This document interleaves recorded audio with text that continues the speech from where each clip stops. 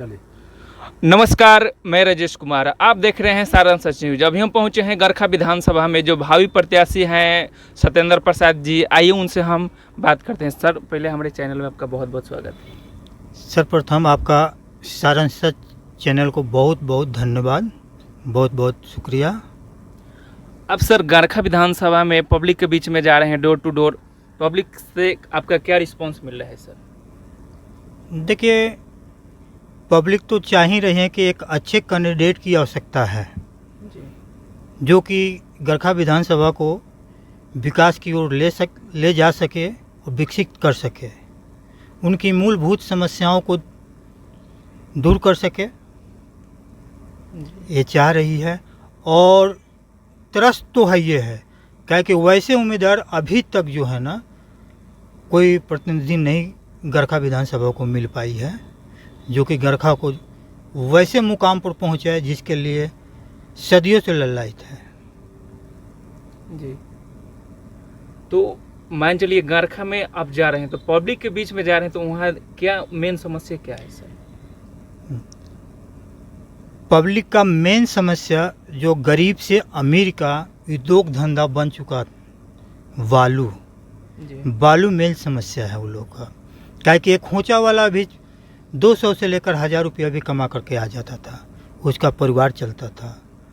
और एक नाव पर कम से कम 10 मजदूर काम करते हैं, और नाव नहीं भी होगा तो 100 से ऊपर नाव चलती है, तो जोड़ लीजिए कितना होगा। और एक मजदूर के घर में कम से कम 5 सदस्य जरूर होंगे, तो उससे वो परिवार चलती थी, लाभान्वित होती है। आज ऐसी हालात हो गई है कि बालू बंद होने के कारण दूसरी चीज़ है कि बाहर पलायन हो रहे हैं लोग, और वहाँ जो है कि बिहारी कह करके उनको त्राहिमाम करवाते आ रहा है लोग, गाली दे रहा है लोग बिहारी। उसके बाद जबरन जहाँ 20,000 मंथली पर खटना, उसको 5,000 से 10,000 में ही खटवाया जा रहा है। और मजबूरी भी है कि भाई बिहार में रोजगार नहीं है, लेकिन बालू एक इंडस्ट्री के रूप में थी। मैं ये नहीं कहता हूँ कि बालू की लूट होनी चाहिए, बालू सिस्टमेटिक ढंग से होनी चाहिए ताकि गरीब से अमीर सब कोई जो है ना जीविका का पालन कर सके। सत्येंद्र प्रसाद जी पे गरखा के जनता क्यों विश्वास करे कि सत्येंद्र प्रसाद जी गरखा में क्या किए हैं जनता के लिए?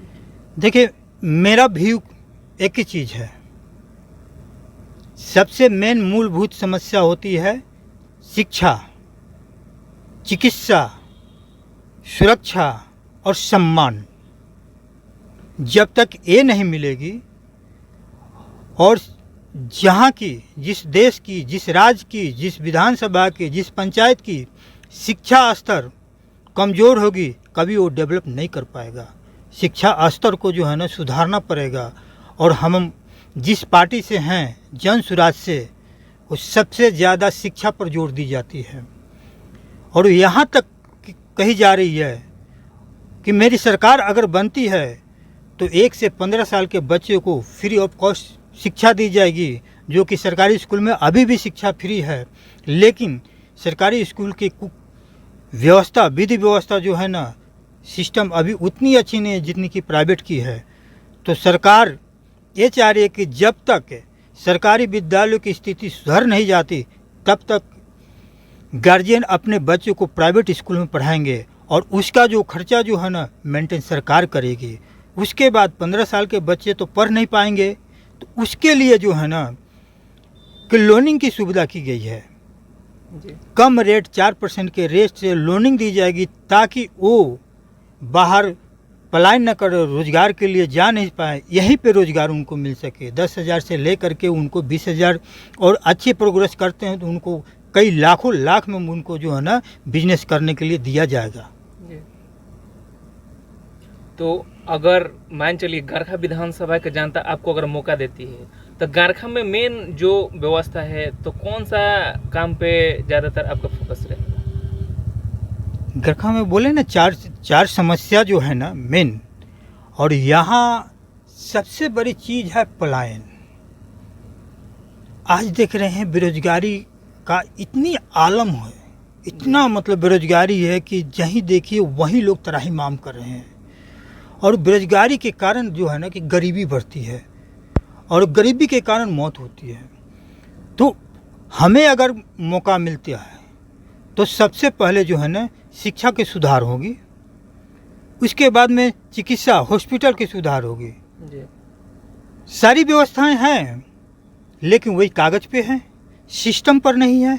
सिस्टमेटिक ढंग से डॉक्टर सब आते हैं लेकिन समय से नहीं आते हैं, तो उनको समय करना होगा। उसके बाद शिविर लगाना होगा, हर पंचायत में हर सप्ताह में एक बार शिविर लगा करके फ्री ऑफ कॉस्ट चेकअप करना होगा, फ्री ऑफ कॉस्ट दवा देना पड़ेगा, काहे कि सब तो दवा खरीद नहीं पाएंगे, गरीबी इतनी है। तो उसका उपाय करना होगा। और गवर्नमेंट जो है ना ये फ्री ऑफ कॉस्ट मेडिसिन की उपाय की हुई है लेकिन मिलता नहीं है। लूट खसोट भ्रष्टाचार सब चीज़ है, व्याप्त है यहाँ, उसको दूर करना पड़ेगा। उसके बाद में नेता तो बन जाते हैं लेकिन पहले तो कहते हैं कि मैं समाज का बड़ा सेवक आपका हूँ, लेकिन जीतने के बाद वो अपने आप को मालिक बन जाते हैं और जो है ना जनता जो है ना कि सेवक बन जाती है। और उसके बाद एक छोटी सी काम के लिए जाते हैं तो कितनी मशक्क़त करना पड़ता है और शायद ही काम हो पाती है। वैसे प्रतिनिधि हम नहीं बनना चाहते हैं, हमें वैसा नहीं चाहिए। हम खुद बैचलर हैं, लोग कहबे करता है कि आपका तो आगे नाथ न पीछे पगा है, आप तो एकदम सदा बाहर हैं। ऐसे उसके पूर्व में हम हराजी पंचायत के पूर्व मुखिया रह चुके हैं। हम कहे कि हम इलेक्शन नहीं लड़ेंगे, हम भाग गए थे। लोग कहा कि नहीं लड़िएगा तो गांव से निकल जाइए, तो हमको लड़ाया लोग, चंदा दे करके लड़ाया, हमको 5 पैसा।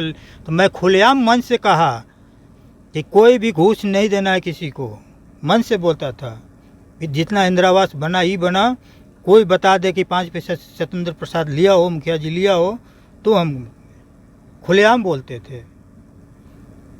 गरखा में सर वर्तमान में जो अभी विधायक है, इनको सर पता चला है कि पब्लिक द्वारा बहुत सर इग्नोर किया जा रहा है, क्या बोलिएगा सर?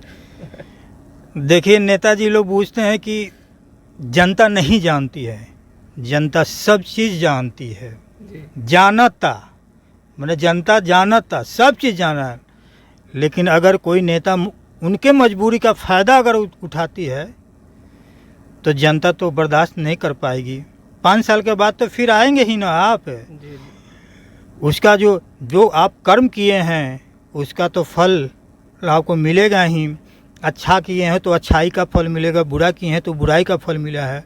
अब हमारे वर्तमान विधायक जी अच्छा किए होंगे तो अच्छा मिलेगा, बुरा किए होंगे तो जनता तो उनको बकसने वाला नहीं है। चलते चलते गरखा विधानसभा वासियों को क्या संदेश दीजिएगा? सबसे पहले गरखा विधान वासियों को मैं दशहरा, दीपावली, छठ महापर्व का अग्रिम शुभकामनाएं देता हूं और दशहरा की शुभकामनाएं देता हूं कि आप लोग संपन्न रहें, सुदृढ़ रहें, समृद्ध रहें, आपस में मिलजुल करके रहें, भाईचारा बनाए रखें और जितना में ही हो कोशिश कीजिए कि आप संपन्न रहें, खुश रहें। चलिए, सर से बहुत सारा बात किए। आप लोग को निर्णय करना है कि गरखा में कैसा आपका कैंडिडेट चाहिए। सही लोग, सही सोच, सही वोट, ये आप पे निर्भर करता है कि आप किनको दिखना चाहते हैं। आप सभी को हमारा वीडियो देखने के लिए बने रहे सारण सच न्यूज़ पे। तब तक लिए बहुत बहुत धन्यवाद।